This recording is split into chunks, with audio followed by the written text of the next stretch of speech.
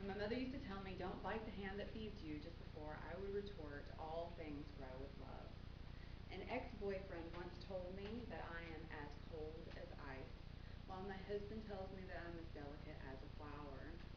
But my grandmother was the most colorful of us all, throwing out gems like from the bowels of the earth and bless my bloomers as if we would. All of us have at some point been applauded or assaulted by a cliche. According to Wikipedia, the original interest and origins of familiar or strange words is older than our modern understanding of languages and their interconnected relationships.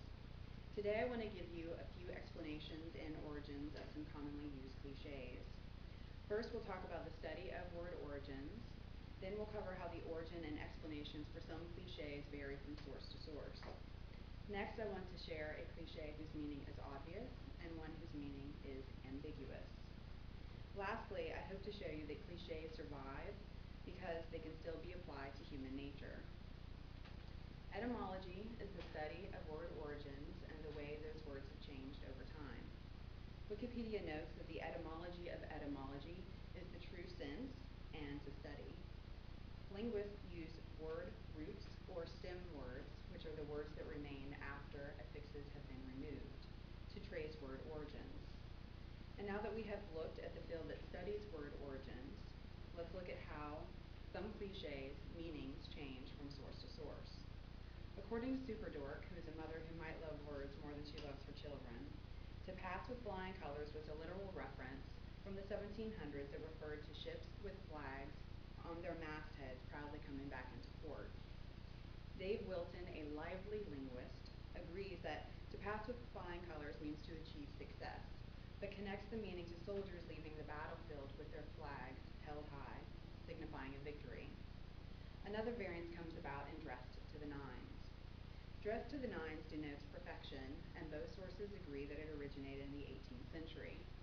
But Superdork connects the cliche to the 9 yards of fabric that it once took to make a suit, while Wilton leaves the origin unsolved and instead chooses to quote a poet, William Hamilton, from 1719, who says, "How to the nines they did content me." Now I would like to share a cliché's meaning that is obvious and requires no explanation. Wilton tells us that Keeping Up with the Joneses first appeared in a comic strip in 1913. The strip followed the two families, the Joneses and the McGinneys. And of course the McGinneys were envious of the Joneses and tried to keep up with their lofty lives. And just as some cliches are obvious, some are ambiguous, leaving the listener more confused than enlightened. Don't look a gift horse in the mouth came about when horses were valuable commodities. And according to Superdork, the confusion comes about because few people know that horses show their age in their teeth.